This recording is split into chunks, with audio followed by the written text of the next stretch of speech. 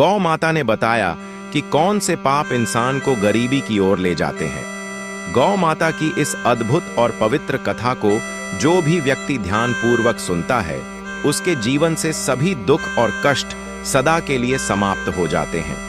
फिर उसे कभी भी गरीबी और समस्याओं का सामना नहीं करना पड़ता। प्रिय दर्शकों, यह कथा आपकी पारिवारिक परेशानियों का समाधान बन सकती है। इसे देखने मात्र से आपके परिवार की सारी समस्याएं दूर हो सकती हैं।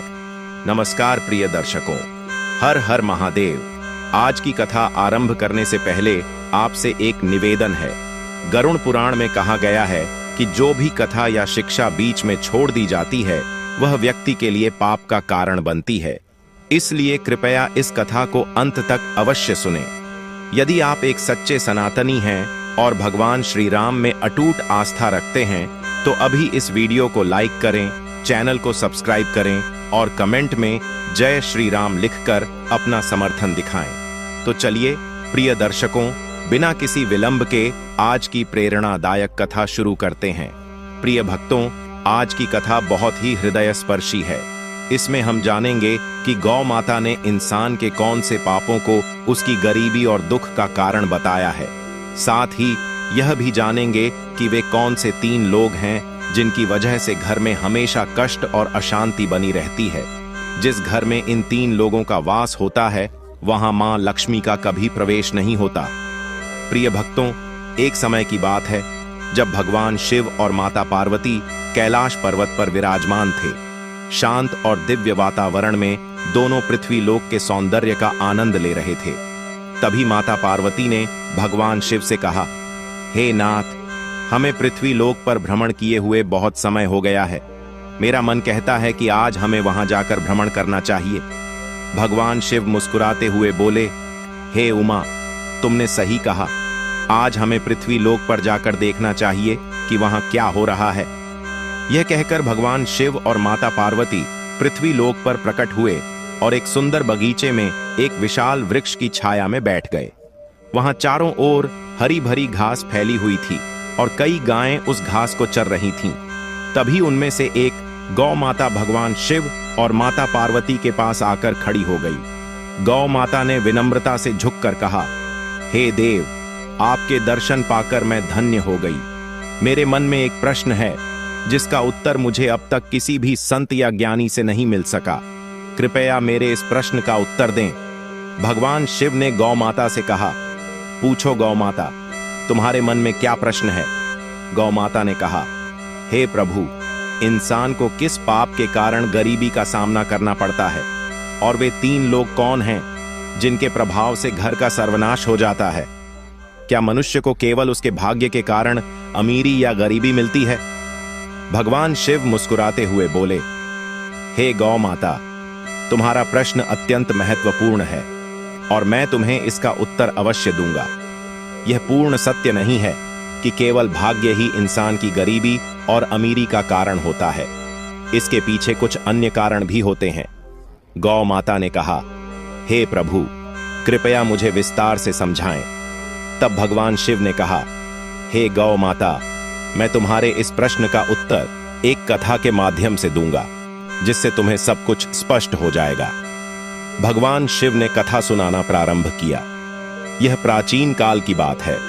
अवंतीपुर नामक एक नगर था, जहां एक परोपकारी और विनम्र स्वभाव वाला व्यापारी रहता था। उसके 2 बेटे थे, जो अपने पिता की तरह ही ईमानदार और दयालु थे। व्यापारी अपने दोनों बेटों के साथ परिवार में सुख शांति से जीवन व्यतीत कर रहा था। व्यापारी ने अपने दोनों बेटों का विवाह धूमधाम से कर दिया था। उसकी दोनों बहुएं बेहद समर्पित थीं और घर के सभी कार्यों को मिलजुल कर पूरे उत्साह के साथ करती थीं। दोस्तों, जब व्यापारी की छोटी बहू घर में आई, तो ऐसा लगा जैसे उनके घर में स्वयं माता लक्ष्मी ने प्रवेश कर लिया हो। उसके आने के बाद व्यापारी के व्यापार में 2 गुना लाभ होने लगा। उनके घर में कभी धन या अन्न की कमी नहीं होती थी। घर का वातावरण अत्यंत शांतिपूर्ण और सौहार्दपूर्ण था। व्यापारी के दोनों पुत्र मिलजुल कर रहते थे और दोनों बहुएं भी आपस में बड़ा प्रेम भाव रखती थीं। घर का हर कार्य करने से पहले सभी परिवारजन मिलकर सलाह मशविरा करते थे और फिर कार्य आरंभ करते थे। व्यापारी का व्यापार भी दिन प्रतिदिन उन्नति कर रहा था। एक दिन व्यापारी ने अपने दोनों बेटों और बहुओं को बुलाकर कहा, पुत्रों, अब मुझसे व्यापार का काम संभालना कठिन हो गया है, इसलिए आज से मैं यह जिम्मेदारी तुम दोनों को सौंपता हूं। पिता की बात मानकर दोनों पुत्रों ने बड़े मनोयोग से व्यापार की बागडोर संभाल ली। व्यापारी को यह देखकर संतोष होता था कि उसका परिवार प्रेम और सद्भाव से रह रहा है। उसके दोनों बेटे व्यापार में निपुणता दिखा रहे थे और दोनों बहुएं भी घर में सुख शांति बनाए हुए थीं। यह सब देखकर व्यापारी निश्चिंत होकर चैन की नींद सोता था। लेकिन दोस्तों, व्यापारी के सुखमय जीवन को देखकर नगर के अन्य लोग उससे ईर्ष्या करने लगे थे। वे सोचते थे कि व्यापारी का जीवन कितना आरामदायक और सुखद है। व्यापार दिन ब दिन प्रगति कर रहा है और उसके परिवार में कोई झगड़ा या परेशानी नहीं है। यह देखकर नगरवासियों के मन में जलन होने लगी। भगवान शिव ने गौ माता से कहा, हे गौ माता, जैसे एक बड़ी मछली तालाब में छोटी मछलियों को फलते फूलते देखकर भयभीत होकर उन्हें निगलने की कोशिश करती है, वैसे ही मनुष्य दूसरों की प्रगति देखकर उन्हें पीछे खींचने का प्रयास करता है। इंसान अपनी सफलता से जितना प्रसन्न नहीं होता, उससे अधिक वह दूसरों की तरक्की देखकर बेचैन हो जाता है।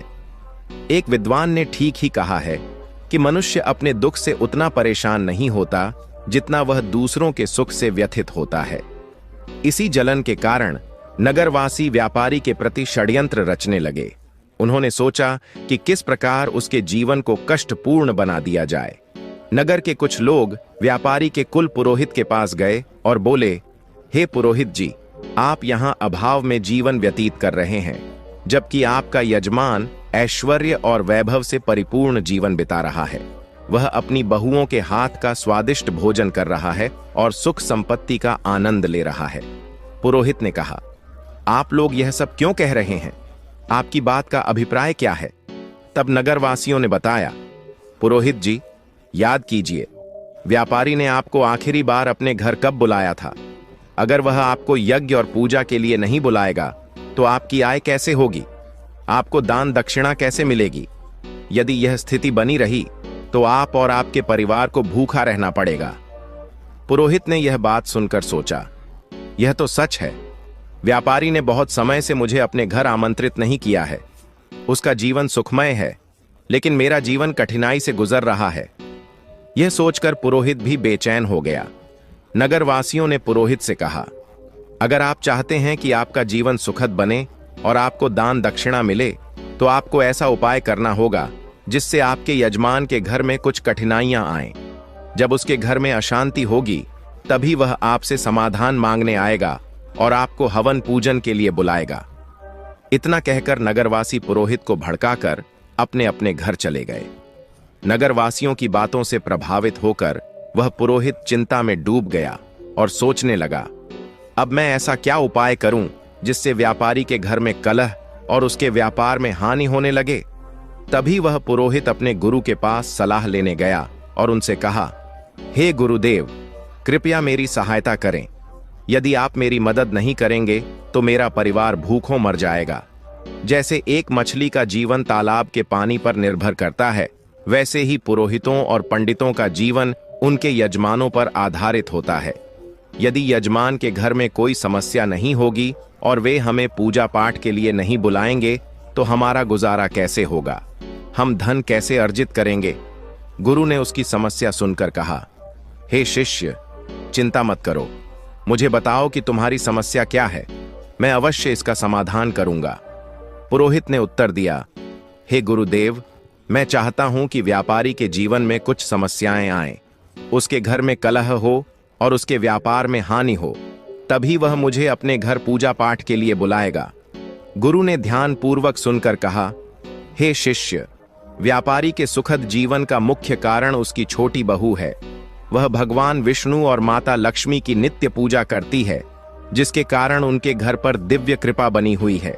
जब से वह बहू इस घर में आई है, तब से व्यापारी का जीवन धन धान्य से परिपूर्ण और सुखमय हो गया है। ऐसी धार्मिक और गुणवान स्त्री जिस घर में होती है वहां कभी अभाव नहीं होता। यह सुनकर पुरोहित ने कहा, हे गुरुदेव, यदि ऐसा है तो क्या कोई उपाय है जिससे व्यापारी के घर में अशांति और व्यापार में हानि हो सके? गुरु ने कहा, तुम चिंता मत करो, तुम्हें बस एक सरल उपाय करना है। व्यापारी के घर जाओ और उससे एक पीतल का लोटा मांग लो। उस लोटे को अपने घर ले जाकर रख लेना। जब तुम ऐसा करोगे तो कुछ ही समय में व्यापारी के व्यापार में हानि होने लगेगी और उसके घर में कलह शुरू हो जाएगी। उसके बेटे आपस में झगड़ने लगेंगे और उसके जीवन में कष्ट बढ़ जाएंगे। तब वह तुम्हें अपने घर पूजा पाठ के लिए बुलाएगा। गुरु की सलाह सुनने के बाद पुरोहित ने उनका धन्यवाद किया और अपने घर लौट आया। अगले दिन सुबह स्नान ध्यान करने के बाद वह व्यापारी के घर पहुंचा। व्यापारी उस समय आराम कर रहा था। पुरोहित की आवाज सुनकर वह बाहर आया और अपने कुल पुरोहित को देखकर अत्यंत प्रसन्न हुआ। उसने उनका स्वागत किया और कहा, आइए पुरोहित जी, इतने दिनों बाद आपके दर्शन हुए हैं, सब कुशल मंगल है ना? पुरोहित ने जवाब दिया, सब ठीक है, बस इधर से गुजर रहा था तो सोचा कि आपसे मिल लूं। फिर वह अपनी मीठी बातों में व्यापारी को फंसाने लगा। कुछ देर बाद उसने कहा, व्यापारी जी, मुझे थोड़ा पानी दीजिए। व्यापारी पानी लाने के लिए जाने लगा। तभी पुरोहित ने कहा, पानी पीतल के लोटे में लाइए। व्यापारी मुस्कुराते हुए बोला, जैसा आप कहें पुरोहित जी। इतना कहकर व्यापारी अंदर चला गया। इधर उसकी छोटी बहू, जो अत्यंत चतुर और समझदार थी, वास्तुशास्त्र का थोड़ा ज्ञान भी रखती थी, जब उसने देखा कि व्यापारी पीतल का लोटा लेकर जा रहा है तो तुरंत उसके पास आई और कहा, पिताजी, यह लोटा थोड़ी देर के लिए मुझे दे दीजिए, मैं इसे जल्दी ही लौटा दूंगी। व्यापारी ने सहर्ष लोटा उसे दे दिया। छोटी बहू ने उस लोटे का पानी निकालकर अपनी गौ माता को पिला दिया और फिर उसमें नया पानी भरकर लौटा वापस ससुर को दे दिया। व्यापारी ने वह पानी पुरोहित को दिया। पानी पीने के बाद पुरोहित ने कहा, व्यापारी जी, यह पीतल का लोटा बहुत अच्छा है, क्या आप इसे मुझे दे सकते हैं? व्यापारी हंसते हुए बोला, पुरोहित जी, यह तो बहुत छोटी बात है, आप इसे अपने साथ ले जाइए। पुरोहित मन ही मन प्रसन्न हुआ और सोचने लगा, आज मैंने व्यापारी के सुख चयन पर प्रहार कर दिया है, अब उसके घर की खुशियां समाप्त हो जाएंगी। पुरोहित लौटा लेकर अपने घर लौट आया और उसे एक कोने में रखकर सोचने लगा, अब कुछ ही दिनों में व्यापारी मुझे बुलाएगा, उसके घर में कलह मचेगा और व्यापार में नुकसान होगा, तब मैं पूजा पाठ करके उससे अच्छी दक्षिणा प्राप्त करूंगा। इन ख्यालों से पुरोहित बेहद प्रसन्न था और बेसब्री से इंतजार करने लगा कि व्यापारी कब उसे बुलाता है। दिन बीतते गए, लेकिन 20 दिनों के बाद भी व्यापारी की ओर से कोई बुलावा नहीं आया। पुरोहित थककर पुनः अपने गुरु के पास गया और बोला, हे गुरुदेव, मैंने आपके निर्देशानुसार व्यापारी से पीतल का लोटा मांग लिया था, लेकिन अब 20 दिन बीत चुके हैं और व्यापारी के जीवन में कोई समस्या नहीं आई है। वह तो पहले की तरह सुख शांति के साथ अपना जीवन व्यतीत कर रहा है। गुरु ने यह सुनकर अपनी दिव्य दृष्टि का उपयोग किया और आंखें बंद करके स्थिति का अवलोकन किया। फिर उन्होंने कहा, हे शिष्य, मैंने पहले ही तुम्हें बताया था कि व्यापारी की छोटी बहू बहुत चतुर और समझदार है, उसे वास्तुशास्त्र का ज्ञान है। जब व्यापारी तुम्हारे लिए पानी लेकर आ रहा था, उसी समय उसकी छोटी बहू ने वह लोटा अपने ससुर से लिया और उसमें का पानी गौ माता को पिला दिया। इसी कारण से व्यापारी के घर की सुख समृद्धि वहीं बनी रही और तुम्हारा षड्यंत्र विफल हो गया। गुरु ने आगे कहा, लेकिन चिंता मत करो, मैं तुम्हारे लिए एक और उपाय बताता हूं। अब तुम व्यापारी के घर जाकर उसकी गौ माता मांग लो। हिंदू धर्म में गौ माता को मां लक्ष्मी का स्वरूप माना गया है। जिस घर में गौ माता का निवास होता है, वहां हमेशा सुख और समृद्धि रहती है। जैसे ही तुम व्यापारी की गौ माता को अपने घर लेकर आओगे, उसके घर में दुख और अशांति आने लगेगी। गुरु की बात सुनकर पुरोहित फिर से उत्साहित हो गया। उसने गुरु का धन्यवाद किया और घर लौटकर अगले दिन का इंतजार करने लगा। वह सोचने लगा, कल सुबह होते ही मैं व्यापारी के घर जाऊंगा और उसकी गौ माता मांग लूंगा, फिर देखता हूं कि व्यापारी कैसे सुखी रहता है। अगले दिन सुबह सुबह स्नान करने के बाद पुरोहित सीधे व्यापारी के घर पहुंच गया। व्यापारी ने दरवाजा खोला और अपने कुल पुरोहित को देखकर प्रसन्नता से उनका स्वागत किया। वह उन्हें अंदर लेकर गया और स्वादिष्ट भोजन परोसा।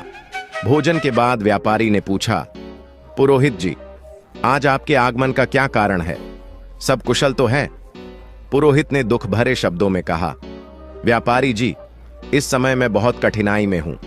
मेरे घर की गौ माता ने दूध देना बंद कर दिया है और मेरे छोटे बच्चे को दूध की अत्यंत आवश्यकता है। उसकी उम्र ऐसी है कि बिना दूध के वह जीवित नहीं रह सकता। इसीलिए मैं आपसे मदद मांगने आया हूं। अगर आप मुझे अपनी गौ माता दे दें तो यह आपका बहुत बड़ा उपकार होगा। पुरोहित की करुणा भरी बातें सुनकर व्यापारी सोचने लगा, यह हमारे कुल पुरोहित हैं। इनकी सहायता करना एक पुण्य का कार्य होगा। गौदान से मुझे बड़ा फल मिलेगा। ऐसा विचार कर व्यापारी ने कहा, पुरोहित जी, आप चिंता न करें, मैं आपको गौ माता दे देता हूं। व्यापारी गौ माता को लेने के लिए जाने लगा। जैसे ही वह गौ माता को लेकर पुरोहित की ओर बढ़ा, उसकी छोटी बहू तेजी से वहां आई और ससुर को रोकते हुए बोली, पिताजी, यह गौ माता कहां ले जा रहे हैं? व्यापारी ने उत्तर दिया, बेटी, हमारे कुल पुरोहित आए हैं। उनकी गौ माता ने दूध देना बंद कर दिया है। वे हमारी गौ माता मांग रहे हैं, इसलिए मैं उन्हें देने जा रहा हूं।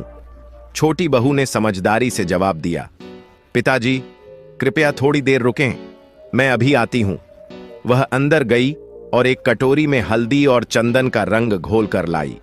उसने गौ माता की सींग पर वह रंग लगा दिया और शेष रंग को घर के मंदिर के पास रख दिया।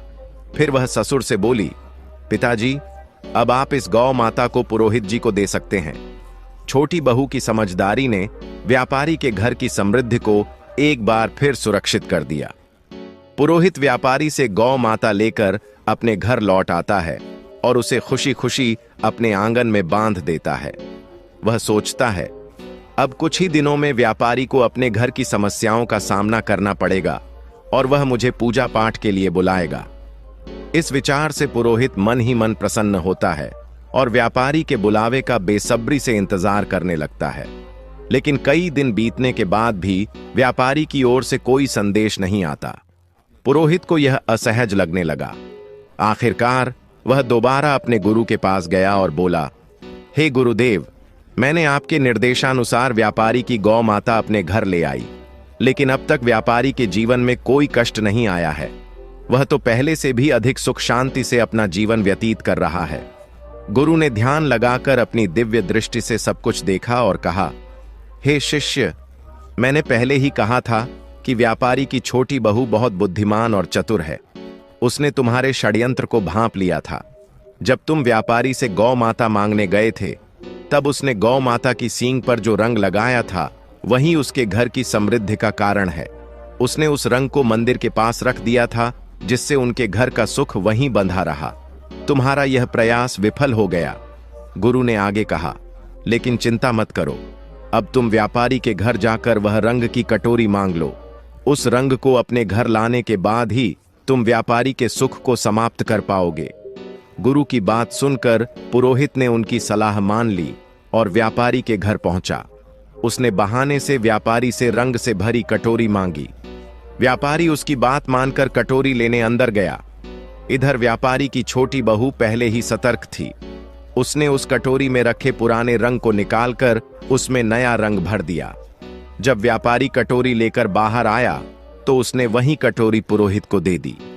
पुरोहित रंग की कटोरी लेकर अपने घर लौट आया और खुश होकर सोचने लगा, अब तो व्यापारी का जीवन शीघ्र ही समस्याओं से भर जाएगा और वह मुझे बुलाने पर मजबूर हो जाएगा।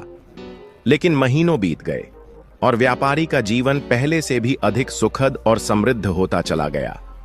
थक हार कर पुरोहित फिर से अपने गुरु के पास गया और बोला, हे गुरुदेव, मैंने आपके कहे अनुसार रंग की कटोरी भी व्यापारी के घर से ले आई, लेकिन उसका जीवन पहले से भी अधिक सुखी हो गया है। ऐसा लगता है मेरे सारे प्रयास व्यर्थ हो गए हैं। गुरु ने अपनी दिव्य दृष्टि से फिर सब कुछ देखा और कहा, हे शिष्य, व्यापारी की छोटी बहू अत्यंत चतुर और दूरदर्शी है। उसने तुम्हारे इरादों को पहले ही समझ लिया था। उसने कटोरी में से वह रंग निकाल दिया था जो गौ माता को लगाया गया था। इसी कारण व्यापारी का सुख समृद्धि अब भी उसके पास बनी हुई है। जब तक वह छोटी बहू व्यापारी के घर में रहेगी, तब तक तुम व्यापारी का कुछ नहीं बिगाड़ सकते। अब तुम्हें किसी भी तरह से उस छोटी बहू को व्यापारी के घर से बाहर करना होगा, तभी व्यापारी के जीवन में कष्ट आएंगे। गुरु की यह बात पुरोहित की समझ में आ गई। उसने सोचा कि छोटी बहू को घर से निकालने के अलावा अब कोई और उपाय नहीं बचा है। वह घर लौटकर व्यापारी के परिवार में फूट डालने और छोटी बहू को घर से बाहर करने की योजना बनाने लगा। अगले दिन पुरोहित चिंतित मुद्रा में व्यापारी के घर पहुंचा। व्यापारी ने उसे इस अवस्था में देखा तो पूछा, पुरोहित जी, क्या बात है? आप इतने परेशान क्यों हैं? पुरोहित ने गंभीर स्वर में कहा, व्यापारी जी, आपके घर पर बहुत बड़ा संकट मंडरा रहा है। यदि आपने जल्द ही इसका समाधान नहीं किया तो आपका सुखमय जीवन बर्बाद हो जाएगा। आपके बेटों को व्यापार में बड़ा नुकसान होगा और आपके परिवार पर विपत्ति का पहाड़ टूट पड़ेगा। व्यापारी यह सुनकर घबरा गया और चिंतित स्वर में बोला, पुरोहित जी, यह आप क्या कह रहे हैं? कृपया हमें इस संकट से बचने का उपाय बताइए। आप हमारे कुल पुरोहित हैं। जो भी आप कहेंगे हम अवश्य करेंगे। पुरोहित ने व्यापारी की घबराहट भांप ली और समझ गया कि वह अब उसके जाल में फंस चुका है। उसने कहा, इस संकट से बचने का एक ही उपाय है। पुरोहित ने व्यापारी से कहा, व्यापारी जी, आपकी छोटी बहू आपके परिवार के लिए एक बड़ा संकट बन चुकी है। जब तक वह इस घर में है, आपका और आपके परिवार का दुर्भाग्य दूर नहीं होगा। मैं तो यही सलाह दूंगा कि आप उसे तुरंत अपने घर से निकाल दें। पुरोहित की इन बातों पर व्यापारी को पहले तो विश्वास नहीं हुआ, लेकिन बार बार पुरोहित के जोर देने पर उसने उसकी बातों पर भरोसा करना शुरू कर दिया। व्यापारी ने कहा, पुरोहित जी, जैसा आप कह रहे हैं मैं वैसा ही करूंगा। आप बताइए कि मुझे अपनी बहू को कब घर से निकालना चाहिए? पुरोहित ने उत्तर दिया, व्यापारी जी, समय व्यर्थ मत कीजिए। जितना जल्दी हो सके उसे घर से निकाल दीजिए। यह कहकर पुरोहित मन ही मन प्रसन्न होता हुआ अपने घर लौट गया। व्यापारी इस स्थिति से अत्यंत उदास हो गया। वह सोचने लगा, मेरी छोटी बहू तो बहुत ही अच्छे स्वभाव की है। वह न केवल मेरी सेवा करती है बल्कि पूरे परिवार का भी ख्याल रखती है। मैं उसे कैसे घर से निकाल सकता हूं? लेकिन फिर वह विचार करने लगा, यदि वह परिवार के लिए संकट है तो मुझे इस कठोर निर्णय को लेना ही होगा, क्योंकि मैं अपने परिवार को किसी विपत्ति में नहीं डाल सकता। यह सोचकर व्यापारी अपनी छोटी बहू के पास गया और दुखी मन से बोला, बहू, मुझे बहुत दुख है, लेकिन तुम्हें इस घर को आज ही छोड़ना होगा। तुम्हारे कारण हमारे परिवार पर बड़ी विपत्ति आने वाली है। ससुर की बात सुनकर बहू स्तब्ध रह गई, लेकिन वह तुरंत समझ गई कि यह सब दुष्ट पुरोहित की साजिश है। उसने नम्रता से कहा, ठीक है पिताजी, यदि यही आपकी इच्छा है तो मैं इस घर को छोड़ देती हूं। जब व्यापारी का छोटा बेटा यह सब देखता है तो वह भी गुस्से और दुख से भर जाता है। उसने अपने पिता से कहा, पिताजी, यदि मेरी पत्नी को इस घर में जगह नहीं मिल सकती तो मैं भी इस घर में नहीं रह सकता। मैं अपनी पत्नी के साथ चला जाऊंगा। छोटा बेटा और उसकी पत्नी घर छोड़कर शहर चले गए। वहां उन्होंने एक छोटे से किराए के मकान में रहना शुरू कर दिया। व्यापारी का छोटा बेटा अत्यंत मेहनती और ईमानदार था। कुछ समय बाद उसने शहर में अपना छोटा सा व्यापार शुरू किया, जो उसकी लगन और ईमानदारी के कारण तेजी से बढ़ने लगा। धीरे धीरे वे संपन्न हो गए और उन्होंने शहर में अपना खुद का घर खरीद लिया। इधर व्यापारी का घर पुरोहित की चालों के कारण बर्बादी की कगार पर आ गया। घर में हर दिन झगड़े और कलह होने लगे। व्यापारी का बड़ा बेटा, जो पहले व्यापार में मन लगाता था, बुरी संगति में फंस गया। वह बेवजह धन उड़ा रहा था और दिन रात आवारागर्दी करता था। पुरोहित पूजा पाठ के बहाने व्यापारी से लगातार धन लेता रहा और धीरे धीरे व्यापारी की सारी जमा पूंजी समाप्त हो गई। व्यापार भी पूरी तरह से बंद हो गया। अब तो स्थिति यह हो गई कि घर में खाने पीने का भी अभाव हो गया। नगरवासी व्यापारी की दुर्दशा देखकर हंसते और ताने मारते। उसकी दशा का मजाक उड़ाया जाता। यह सब देखकर व्यापारी को आत्मग्लानि होने लगी। उसने सोचा, मेरी जिंदगी अब किसी काम की नहीं रही। आत्महत्या के अलावा मेरे पास और कोई रास्ता नहीं बचा। इस विचार के साथ वह नदी की ओर बढ़ चला, लेकिन रास्ते में उसकी भेंट एक तेजस्वी संत से हुई। संत के मुख पर दिव्य तेज था, माथे पर चंदन का टीका था और उनके लंबे केश उन्हें अद्वितीय बनाते थे। संत को देखकर व्यापारी ने उन्हें प्रणाम किया और उदास होकर आगे बढ़ने लगा। संत ने कहा, हे पुत्र, ठहरो, तुम्हें इतनी चिंता क्यों हो रही है? क्या बात है? व्यापारी ने रुककर संत के समक्ष अपना पूरा हाल सुना दिया। उसकी बातें सुनकर संत ने तुरंत स्थिति को समझ लिया। संत बोले, हे पुत्र, तुम्हारे जीवन में सभी परेशानियां उसी दिन से शुरू हुईं जब तुमने अपनी छोटी बहू को घर से निकाला। संत महात्मा ने व्यापारी से कहा, हे पुत्र, तुम्हारे घर में यह संकट उसी दिन से शुरू हुआ जब तुमने अपनी छोटी बहू को घर से निकाला। वह साक्षात माता लक्ष्मी का स्वरूप है। उसकी भगवान के प्रति निष्ठा और नित्य पूजा पाठ के कारण तुम्हारे घर में सुख समृद्धि थी। संत की बातें सुनकर व्यापारी को अपनी भूल का एहसास हुआ। वह तुरंत शहर गया और अपने छोटे पुत्र के घर पहुंचकर अपनी बहू के समक्ष हाथ जोड़कर क्षमा मांगते हुए बोला, बहू, मुझे माफ कर दो। मैंने उस दुष्ट पुरोहित की बातों में आकर तुम्हें घर से निकाल दिया, लेकिन सच्चाई यह है कि तुम हमारे परिवार की लक्ष्मी हो। जब तक तुम घर में थीं, सुख और शांति बनी रही, लेकिन तुम्हारे जाने के बाद से हमारा घर क्लेश और दुखों से घिर गया है। हमारा व्यापार पूरी तरह से ठप हो चुका है। ससुर की यह बात सुनकर छोटी बहू ने विनम्रता से कहा, पिताजी, आप चिंता न करें, मैं तुरंत घर लौटती हूं। यह घर भी मेरा है और वह घर भी मेरा ही है। मैं पहले ही समझ चुकी थी कि पुरोहित ने हमें बाहर करने के लिए षड्यंत्र रचा था। फिर वह ससुर और अपने पति के साथ खुशी खुशी घर लौट आई। मित्रों, इस संसार में कई लोग होते हैं जो दूसरों की खुशियों से जलते हैं और उन्हें बर्बाद करने का प्रयास करते हैं, लेकिन यह हम पर निर्भर करता है कि हम किसकी बातों पर भरोसा करते हैं और कैसे निर्णय लेते हैं। यदि हम गलत लोगों की बातों में आकर अपने ही परिवार को तोड़ेंगे तो निश्चित रूप से हमारा घर बर्बाद हो जाएगा और हमारी स्थिति दयनीय हो जाएगी। छोटी बहू के घर लौटने के कुछ ही दिनों बाद व्यापारी का व्यापार फिर से चलने लगा। उसका परिवार एक बार फिर सुख शांति से भर गया। घर में खुशियां लौट आईं और व्यापारी ने समझ लिया कि एकता और सही निर्णय ही परिवार की नींव को मजबूत रखते हैं। भगवान शिव ने गौ माता से कहा, हे गौ माता, मैं तुम्हें एक महत्वपूर्ण बात बताने जा रहा हूं, ध्यान से सुनो। जिस घर में इन 3 प्रकार के लोगों की बात मानी जाती है, उस घर का नाश सुनिश्चित है।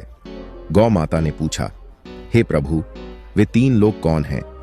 भगवान शिव ने कहा, पहला, जिस घर में अहंकारी और दुष्ट स्वभाव वाले व्यक्ति की बात सुनी जाती है, वहां निश्चित रूप से विनाश होता है। दूसरा, जिस घर में लालची, कुटिल और अनैतिक आचरण वाली स्त्री का प्रभाव हो, वहां धन कभी नहीं टिकता और वह घर सदैव दरिद्र रहता है। माता लक्ष्मी ऐसे घर में प्रवेश नहीं करती।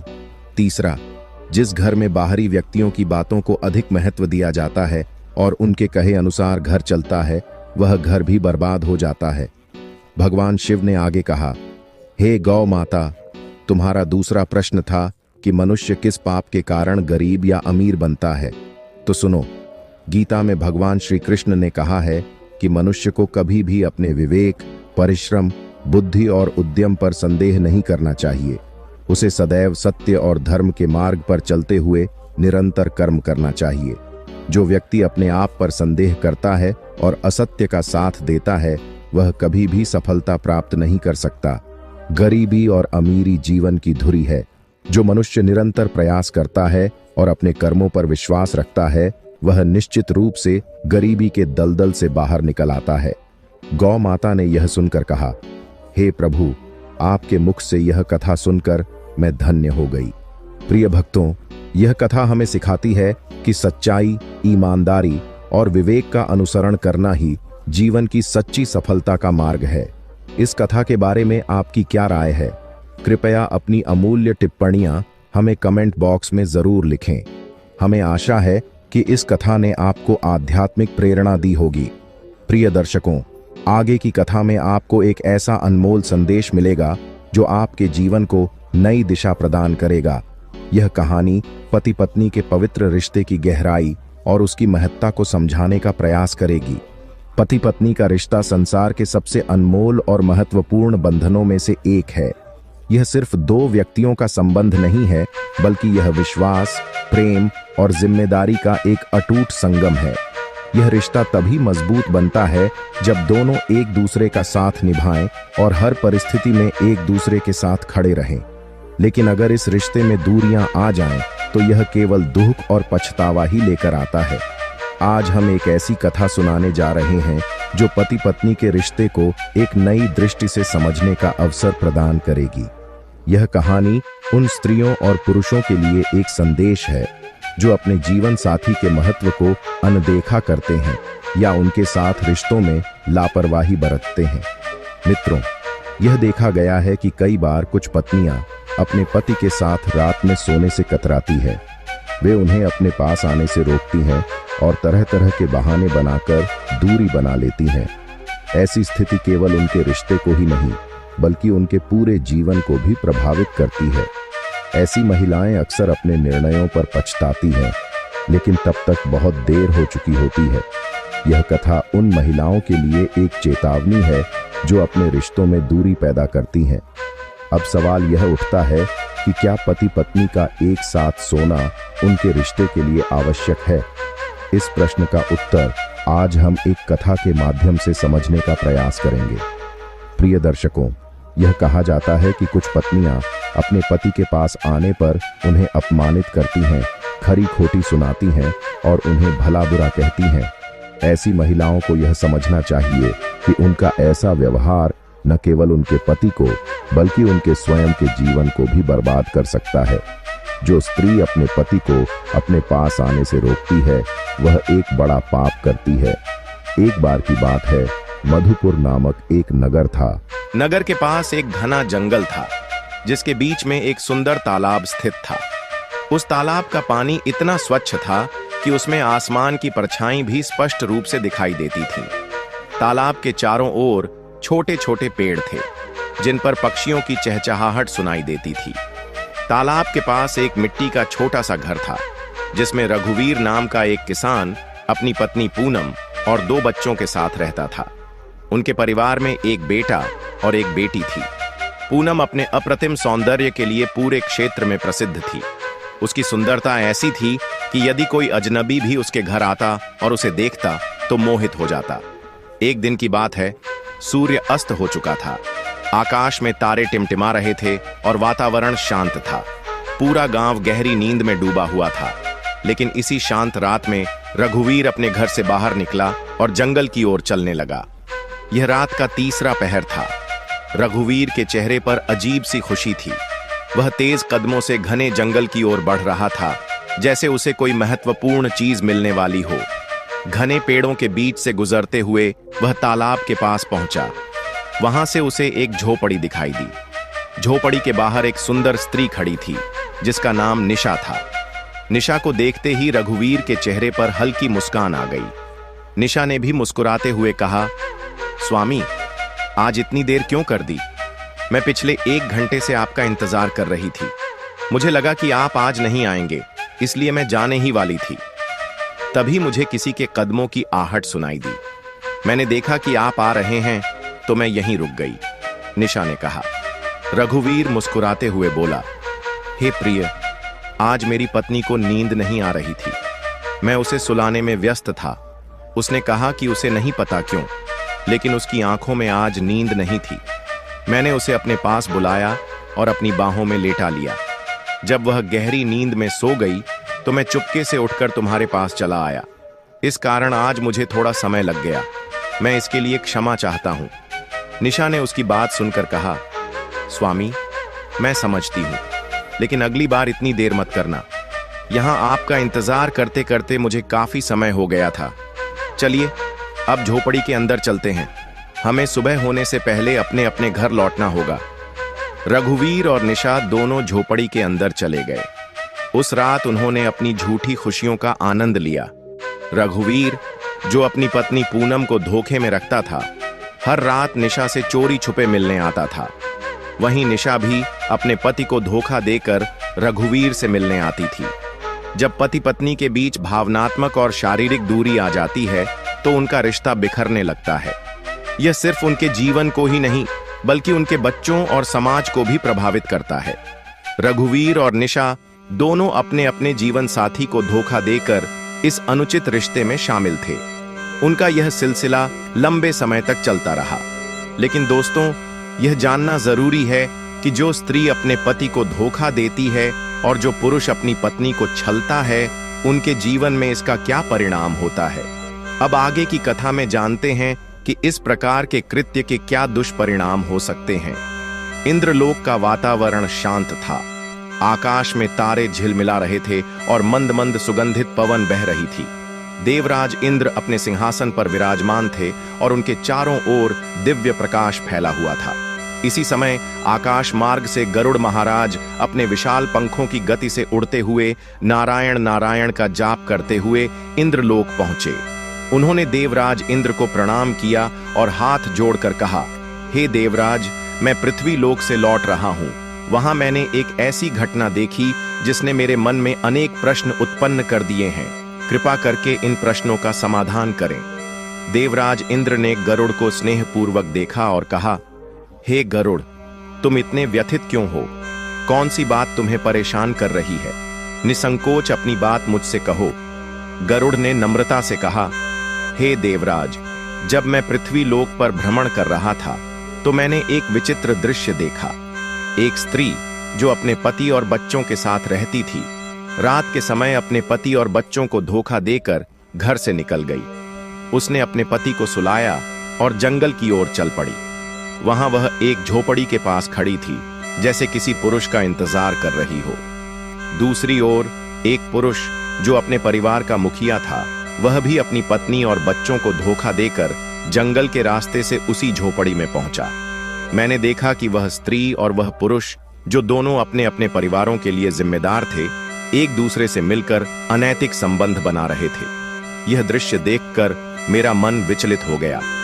गरुड़ ने आगे कहा, हे देवराज, मैं यह समझने में असमर्थ हूं कि ऐसे लोग जो अपने जीवन साथी और बच्चों को धोखा देकर इस प्रकार का कृत्य करते हैं, उनके जीवन में क्या परिणाम होंगे। यह कलयुग का प्रभाव है या मानव मन की विकृति? कृपया मेरे इन प्रश्नों का उत्तर दें। देवराज इंद्र ने गरुड़ की बात ध्यान से सुनी और उन्हें शांत रहने का संकेत दिया। फिर बोले, हे गरुड़, तुम इतने व्याकुल क्यों हो? यह कलयुग है और इसमें इस प्रकार के कृत्य असामान्य नहीं है। कलयुग में मनुष्य अपनी इच्छाओं, वासनाओं और स्वार्थ के अधीन हो जाता है। यही उनके पतन का मुख्य कारण है। उन्होंने आगे कहा, तुम्हारे प्रश्न अत्यंत महत्वपूर्ण हैं। ये प्रश्न न केवल मानव जीवन के लिए बल्कि उनके नैतिक मूल्यों और समाज के लिए भी गहन चिंतन का विषय है। इन घटनाओं का परिणाम केवल उन व्यक्तियों तक सीमित नहीं रहता, बल्कि उनके परिवार और समाज पर भी गहरा प्रभाव डालता है। देवराज इंद्र ने गरुड़ की ओर देखा और मुस्कुराते हुए कहा, हे गरुड़, तुम्हारे प्रश्न अत्यंत महत्वपूर्ण हैं। ये न केवल स्त्रियों के लिए बल्कि पुरुषों के लिए भी उतने ही प्रासंगिक हैं। पति पत्नी के रिश्ते में संतुलन, प्रेम और जिम्मेदारी का होना अनिवार्य है।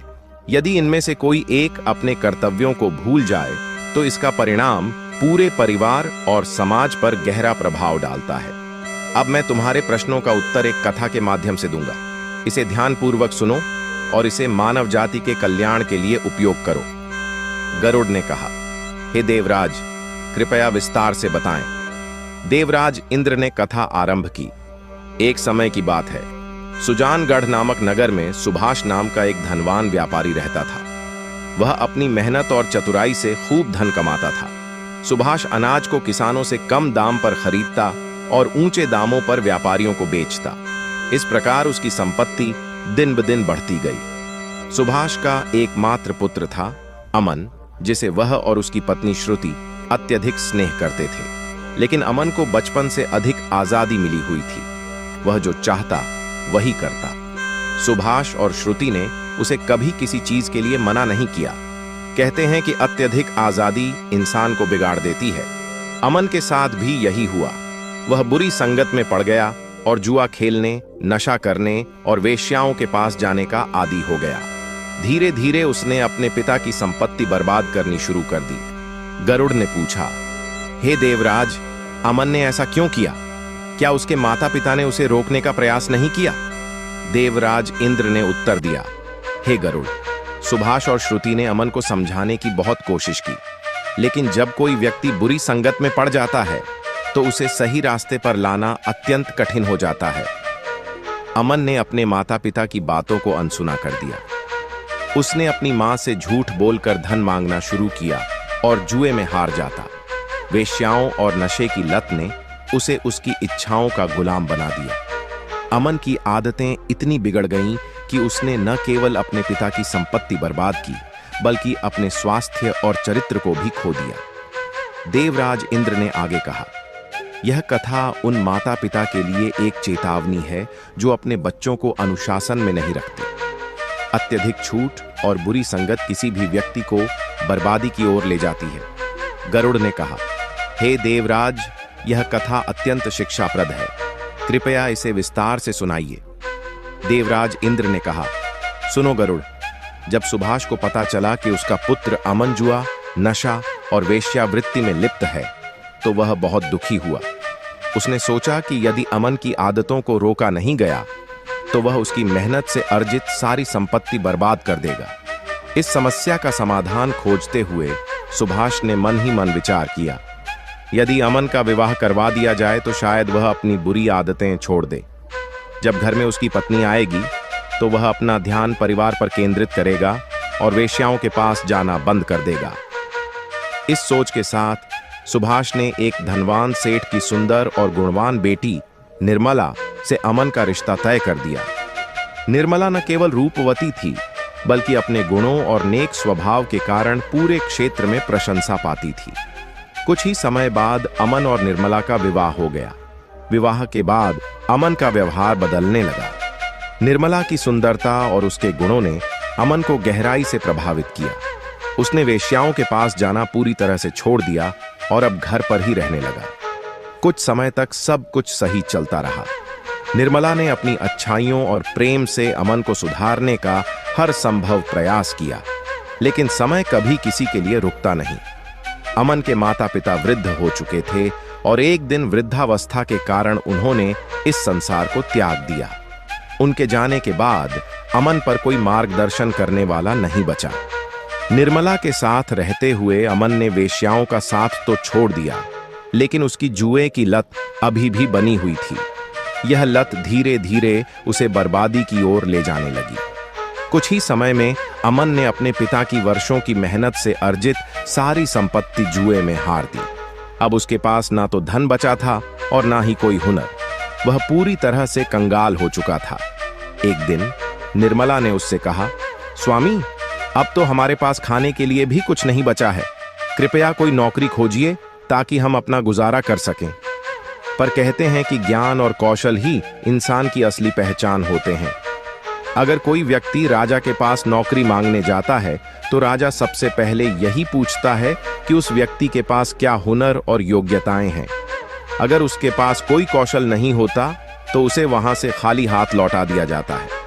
अमन के पास कोई कौशल नहीं था। उसने अपना सारा समय और ऊर्जा जुए, नशे और गलत आदतों में बर्बाद कर दी थी। अब वह अपने परिवार के लिए भोजन जुटाने में भी असमर्थ हो गया था। अमन के जीवन में यह सबसे कठिन समय था। उसके पास एक बेटा और एक बेटी थी जो अब विवाह योग्य हो चुके थे, लेकिन उनके विवाह के लिए धन जुटाने का कोई साधन नहीं था। घर की हालत इतनी खराब हो गई थी कि वे खाने के लिए भी मोहताज हो गए।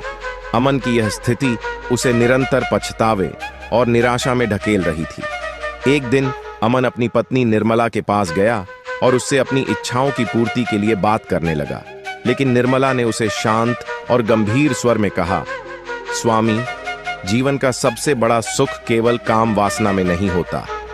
असली सुख दूसरों की मदद करने और एक सच्चा नेक जीवन जीने में है। जो लोग अपनी वासनाओं और लालसाओं में अंधे हो जाते हैं वे अंततः बर्बाद हो जाते हैं। यही तुम्हारे साथ भी हुआ है। निर्मला ने आगे कहा, हे स्वामी, अब मैं तुम्हें 3 बड़ी गलतियों के बारे में बताना चाहती हूँ जो लोग अनजाने में कर बैठते हैं और बाद में जीवन भर पछताते हैं। इन्हें ध्यान से सुनो और समझो। पहली गलती, शिक्षा और कौशल की उपेक्षा। निर्मला ने कहा, सबसे पहली गलती यह है कि लोग अपने जीवन के शुरुआती दिनों में शिक्षा और कौशल को महत्व नहीं देते। ऐसे लोग अपने करियर और जीवन में अनगिनत कठिनाइयों का सामना करते हैं। अगर तुमने अपनी जवानी में कोई कौशल सीखा होता या अच्छी शिक्षा प्राप्त की होती तो आज यह हालत नहीं होती। यही गलती तुम्हें जीवन भर परेशान करती है। दूसरी गलती, काम टालने की आदत। निर्मला ने कहा, दूसरी गलती है काम टालने की आदत। जो लोग अपनी जवानी में आलस्य करते हैं और समय का सही उपयोग नहीं करते, उन्हें भविष्य में अपने लक्ष्यों को प्राप्त करने में कठिनाइयों का सामना करना पड़ता है। तुमने भी अपने समय को व्यर्थ किया और यही कारण है कि आज तुम इस स्थिति में हो। तीसरी गलती, गलत संगति। निर्मला ने कहा, तीसरी गलती है गलत संगति। इंसान को पूरी तरह बर्बाद कर देती है। तुमने भी इन्हीं गलतियों को अपनाया और आज तुम्हारा जीवन इस स्थिति में आ पहुंचा है। निर्मला की बातें सुनकर अमन गहराई से सोचने पर मजबूर हो गया। उसे अपनी गलतियों का एहसास हुआ, लेकिन अब पछताने के सिवाय उसके पास कुछ भी नहीं बचा था। यह कथा हमें सिखाती है कि जीवन में सही दिशा में समय और ऊर्जा का उपयोग कितना महत्वपूर्ण है। जो लोग समय रहते अपने कर्तव्यों और जिम्मेदारियों को नहीं समझते, उन्हें अंततः पछताना ही पड़ता है। निर्मला ने गंभीरता से कहा, हे स्वामी, अब मैं तुम्हारे साथ शारीरिक संबंधों में शामिल नहीं हो सकती। हमारी उम्र भी अब उस पड़ाव पर पहुंच चुकी है जहां हमें अपने जीवन को आत्मिक शांति और भगवान की सेवा में लगाना चाहिए। जीवन के प्रारंभिक चरण में इंसान ब्रह्मचारी रहता है, फिर विवाहित जीवन में प्रवेश करता है और परिवार की जिम्मेदारियां निभाता है। लेकिन वृद्धावस्था का चरण ऐसा होना चाहिए जहां हम अपनी वासनाओं को त्याग कर आध्यात्मिकता का मार्ग अपनाएं। यही समय है कि हम पूजा, भजन और भगवान की सेवा में लगें। यही हमारे जीवन का उद्देश्य होना चाहिए। निर्मला ने दृढ़ता से कहा, मैं अपनी बची हुई जिंदगी को व्यर्थ नहीं जाने देना चाहती। जिस तरह तुमने अपनी जवानी में अपना समय और ऊर्जा बर्बाद की, मैं अब वैसा नहीं कर सकती। मुझे विश्वास है कि भगवान हमारी सहायता करेंगे। अब सही समय आ गया है कि हम अपनी आत्मा को परमात्मा से जोड़ें और अपने बच्चों के भविष्य के बारे में सोचें। देवराज इंद्र ने गरुड़ से कहा, हे गरुड़, यह कथा मानव जाति के लिए एक महत्वपूर्ण सबक है। जो लोग अपनी जवानी में शिक्षा, मेहनत और सही संगति को नजरअंदाज करते हैं, उन्हें वृद्धावस्था में पछताना पड़ता है। सही दिशा, अनुशासन और नैतिकता ही मनुष्य के जीवन को सफल बनाते हैं। इन गुणों की कमी इंसान को दुख और कठिनाइयों के चक्रव्यूह में फंसा देती है। निर्मला ने अपने पति अमन से साफ साफ कहा कि वह अब उनके साथ शारीरिक संबंधों में शामिल नहीं होगी। उसने अपने फैसले पर मजबूती से टिके रहने का निर्णय लिया और अपने बच्चों के विवाह और परिवार की भलाई को प्राथमिकता दी। उसने कहा, हमें अब अपनी वासनाओं को त्याग कर भगवान की शरण में जाना चाहिए। मेहनत करेंगे तो भगवान अवश्य हमारा साथ देंगे। कुछ समय बाद निर्मला की मुलाकात एक वृद्ध महिला से हुई। वह महिला अकेली थी, जिसके पास कोई संतान नहीं थी। उसने निर्मला से कहा, बेटी, मेरे पास जो भी धन संपत्ति है मैं तुम्हें दे रही हूं। बदले में मुझे सिर्फ 2 वक्त की रोटी और तुम्हारे परिवार का हिस्सा बनने की अनुमति चाहिए। निर्मला ने उस वृद्धा के प्रस्ताव को स्वीकार कर लिया। वृद्धा के धन और सहयोग से उनके परिवार की स्थिति में सुधार हुआ। उन्होंने अपने दोनों बच्चों के विवाह कर दिए। धीरे धीरे घर में खुशहाली लौट आई और परिवार सुख शांति से रहने लगा। लेकिन अमन का स्वभाव फिर से बदलने लगा। निर्मला के साथ उसकी दूरी ने उसे गलत रास्ते पर धकेल दिया। निर्मला ने अपने जीवन में आध्यात्मिकता को प्राथमिकता देते हुए अमन के साथ शारीरिक संबंध बनाने से इनकार कर दिया। लेकिन अमन अपनी इच्छाओं को नियंत्रित नहीं कर सका। वह अपनी वासनाओं से पीड़ित हो गया और धीरे धीरे एक अन्य स्त्री के प्रभाव में आ गया। वह स्त्री उसे रात्रि में अपने पास बुलाती थी। अमन अपनी पत्नी और बच्चों को सुलाकर रात के अंधेरे में उस स्त्री के पास जाने लगा। वह झूठ और धोखे के रास्ते पर चल पड़ा। प्रिय मित्रों, इस कथा से यह शिक्षा मिलती है कि किसी भी रिश्ते में संतुलन बनाए रखना अत्यंत आवश्यक है। जिस प्रकार निर्मला ने एकदम से अमन का साथ छोड़ दिया, वह भी पूरी तरह से सही नहीं था। पति को सुधारने के लिए धैर्य, समझदारी और प्रेम की आवश्यकता होती है। जो महिलाएं अपने पति का अचानक त्याग कर देती हैं, वे अनजाने में उन्हें गलत रास्ते पर जाने के लिए प्रेरित कर सकती हैं। यह एक ऐसा निर्णय हो सकता है जो पूरे परिवार को बर्बाद कर दे। हर स्त्री को यह 3 बातें हमेशा ध्यान में रखनी चाहिए ताकि उसका परिवार और पति सही दिशा में रहें। पहली बात, साथ सोने का महत्व। स्त्रियों को चाहिए कि वे अपने पति के साथ सोने का त्याग न करें। एक साथ सोना केवल शारीरिक निकटता का प्रतीक नहीं है, बल्कि यह पति पत्नी के बीच प्रेम, विश्वास और भावनात्मक जुड़ाव को मजबूत करता है। जब यह दूरी बढ़ती है तो पति अन्य स्त्रियों की ओर आकर्षित हो सकता है। दूसरी बात, धैर्य और समझदारी। किसी भी रिश्ते में सुधार के लिए धैर्य और समझदारी आवश्यक है। अचानक कठोर निर्णय लेने से रिश्ते कमजोर हो सकते हैं। सही मार्गदर्शन और समर्थन से पति को बेहतर राह पर लाना संभव है। तीसरी बात, पारिवारिक जिम्मेदारियां। हर स्त्री को अपने परिवार की जिम्मेदारियों को प्राथमिकता देनी चाहिए। रिश्तों में संतुलन बनाए रखना और अपनी भूमिका को निभाना पूरे परिवार को खुशहाल और एकजुट रखता है। पति पत्नी का रिश्ता जीवन रूपी गाड़ी के 2 पहियों के समान है। यदि एक पहिया पटरी से उतर जाए तो गाड़ी चलना कठिन हो जाता है। इसलिए रिश्ते में सामंजस्य और सहयोग बनाए रखना ही एक सुखी जीवन की कुंजी है। इसलिए स्त्रियों को चाहिए कि वे अपने रिश्ते की गरिमा बनाए रखें और इसे मजबूती प्रदान करें। पहली बात, पति की इच्छाओं का सम्मान करें। काम क्रीड़ा पति पत्नी के रिश्ते का एक स्वाभाविक और महत्वपूर्ण हिस्सा है। यदि कोई स्त्री अपने पति की भावनाओं और इच्छाओं को पूरी तरह अनदेखा करती है और उससे दूरी बनाती है, तो पति पराई स्त्रियों की ओर आकर्षित हो सकता है। लेकिन जो स्त्रियां अपने पति की भावनाओं का सम्मान करते हुए धैर्य और समझदारी से उसे सही रास्ते पर लाती हैं, वे परिवार और समाज दोनों के लिए आदर्श बन जाती हैं। पति को सही दिशा दिखाना और उसका मार्गदर्शन करना स्त्री का नैतिक दायित्व है। दूसरी बात, पति को सही राह पर लाने का प्रयास करें।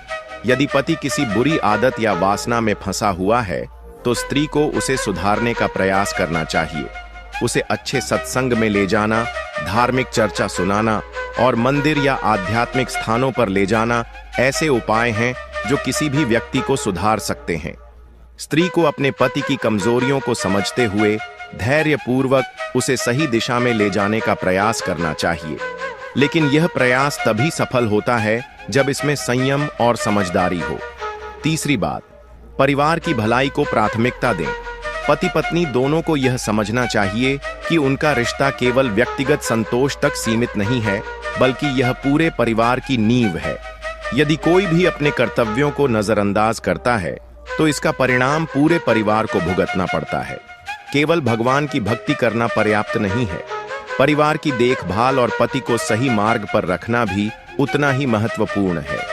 देवराज इंद्र ने कहा, जो पुरुष पराई स्त्री के साथ अनैतिक संबंध बनाता था, वह अमन था। उसकी पत्नी निर्मला ने उसके साथ शारीरिक संबंध पूरी तरह से समाप्त कर दिए थे। इस दूरी ने अमन को अपनी पत्नी के प्रति उदासीन बना दिया और वह पराई स्त्रियों के जाल में फंस गया। यही उसकी बर्बादी का कारण बना। मित्रों, यह कथा हमें सिखाती है कि किसी भी स्त्री को अपने पति का अचानक त्याग नहीं करना चाहिए। अपने पति को सही मार्ग पर लाने के लिए धैर्य, समझ और प्रेम का सहारा लेना चाहिए। ऐसा करने वाली स्त्रियां न केवल अपने परिवार को बचाती हैं, बल्कि समाज में भी आदर्श मानी जाती हैं। गरुड़ ने यह कथा सुनने के बाद प्रसन्न होकर कहा, हे देवराज, आपने मेरे सभी प्रश्नों का समाधान कर दिया। अब मैं इस ज्ञान को पृथ्वी लोक पर जाकर मानव जाति के कल्याण के लिए उपयोग करूंगा। आपका धन्यवाद।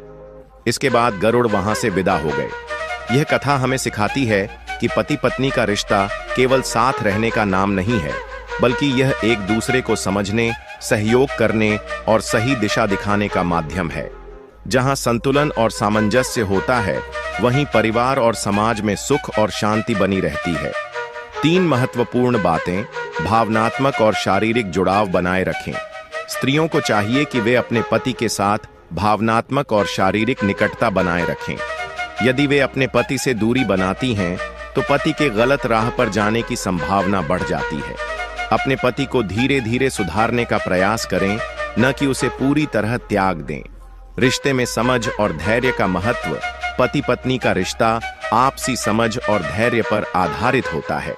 यदि पति किसी बुरी आदत में फंसा है, तो संयम और सही मार्गदर्शन से उसे सुधारने की कोशिश करें।